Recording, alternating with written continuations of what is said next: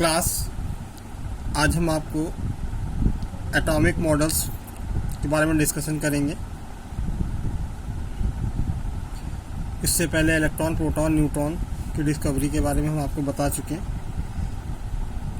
तो first atomic model जो था वो प्लम पडिंग मॉडल था, या वाटरमेलन मॉडल बोल सकते हैं, या रेजिंग पडिंग मॉडल, कई नेम्स हैं इसके।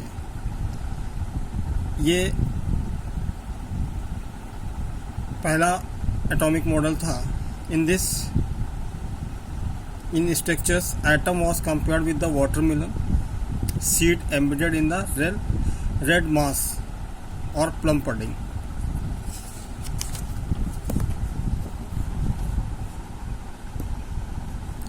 So इसमें ये बताया गया कि जो ये वाटरमेलन होगा इसको बीच से कट कर दिया जाए तो उसके जो वाटरमेलन के जो सीड्स होते हैं उसमें एम्बेडेड यानी धसे होते हैं, वो इलेक्ट्रॉन की तरह वर्क करते हैं, और जिस पार्ट में इलेक्ट्रॉन एम्बेडेड होते हैं वो पॉजिटिव चार्ज मैटर कहा गया।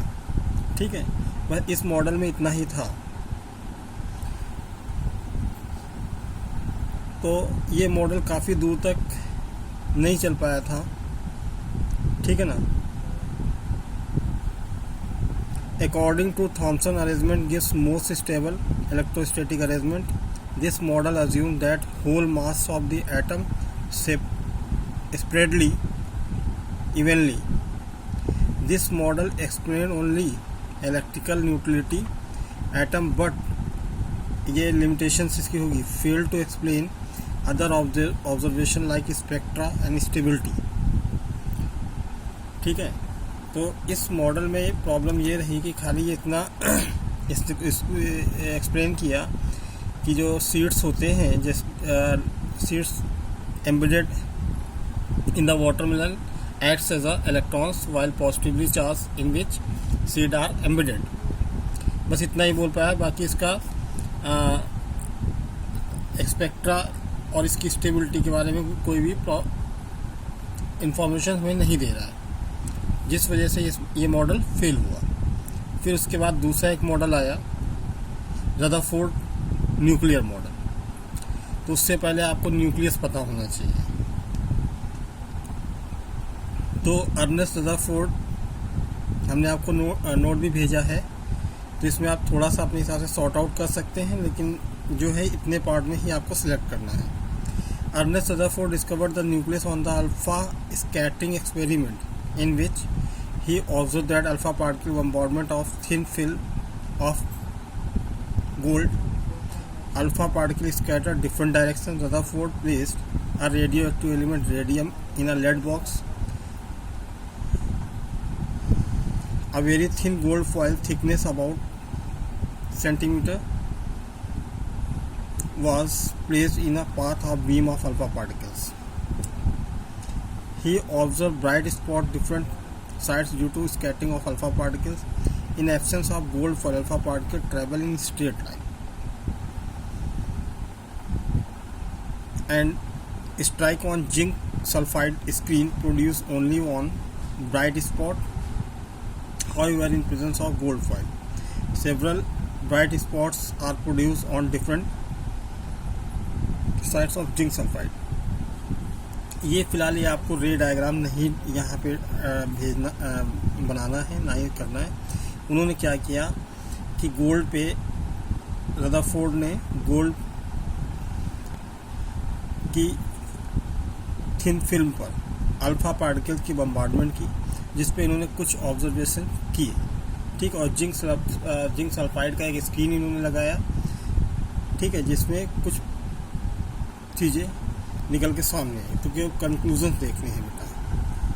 ठीक है, तो इनके कंक्लूजन्स क्या थे, इसमें ये वाला फिगर बहुत इम्पोर्टेंट है डिस्कवरी ऑफ न्यूक्लियस में। भाई, most of alpha particle travel in straight line. It shows that most of the atoms parts of atom is hollow or empty. Some of alpha particle deflected large angle of triangle. It shows that there were some positive charge is present in the atom, ठीक है। And third जो था, most of the alpha particles return on same way, that it shows that mid center part of the atom is very positively charged, ठीक है, at which whole mass of atom concentrate on the center part of atom। इस centre part को ही आपका nucleus बोला गया। तो इसको आप पढ़ें और इसको देखें, ठीक है। दूसरा एक आता है रदरफोर्ड का एटॉमिक मॉडल। तो रदरफोर्ड के एटॉमिक मॉडल में जब न्यूक्लियस की डिस्कवरी होगी बेटा, ठीक है ना, तो atom is an extremely small spherical electrically neutral particles in which major part is hollow. अधिकतर पार्ट इसका क्या था, हॉलो था। दूसरा, in each atom there is experimentally small dense heavy and positive charge centre which is known as nucleus. इसको nucleus बोला गया, जबकि वाटरमेलन मॉडल में ऐसा कुछ डिस्कशन नहीं किया गया था। The whole positive charge of an atom situated in the nucleus. तो टोटल पॉजिटिव चार्ज किस पे प्रेजेंट होगा, न्यूक्लियस पर। In an atom electron revolve around the nucleus. Electron इसके न्यूक्लियस के चारों ओर रिवॉल्व करेंगे। Atom is electrically neutral, thus number of proton will equal to the number of electron present in the atom are equal. The size of nucleus is very small as compared to size of atom। Size नहीं पूछा जाता आपसे। Electron revolve around the nucleus in an atom like planets revolve around the sun। That's why this model is known as solar planetary model या planetary model और solar model। ये important point है Rutherford का। फिर limitations क्या थी, limitations में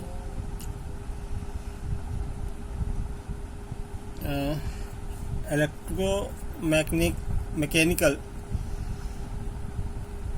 studies में ये पता चला कि when any object does work then loss their energy. तो इसमें फाइनली ये था कि जब इलेक्ट्रॉन यहाँ पे रिवॉल्व कर रहा तो आफ्टर सम टाइम इसकी कुछ एनर्जी जो है लॉस हो जाएगी, ठीक है, और जो इलेक्ट्रॉन है वो न्यूक्लियस में गिर जाएगा, जिससे कि जब ये न्यूक्लियस डिस्ट्रॉय हो जाएगा, नो एग्जिस्टेंस ऑफ एटम, ठीक है। तो ये कह सकते हैं कि स्टेबिलिटी ऑफ एटम को एक्सप्लेन नहीं कर पाया था, ठीक है। दूसरा था, this model is fail to explain existence of fine spectrum line in the emission spectrum of atom containing only one electron, ठीक है। और Rutherford model does not explain the discontinuous nature of spectrum. तो इसको जो spectrum term सारा आगे भी Bohr's model आएगा बेटा, उसमें हम इसको आपको एक्सप्लेन करेंगे, ठीक है। तो बेसिकली लिमिटेशंस इसमें इसकी इतनी ही है कि this model could not explain to the stability of atom and this model could not give any information about the spectra। Spectra ये समझ लीजिए कि मान लीजिए एक सन है, इससे एक लाइट आती है, रेज आएगी, तो इसको अगर हम इससे प्रिज्म से पास कराएं तो ये 7 कलर में स्प्लिट हो जाता है, ठीक है। इसी को स्पेक्ट्रा बोलते हैं, ठीक। इस पे हम लोग डिस्कशन नेक्स्ट मॉडल में करेंगे, like that Bohr's atomic model. Okay, thank you.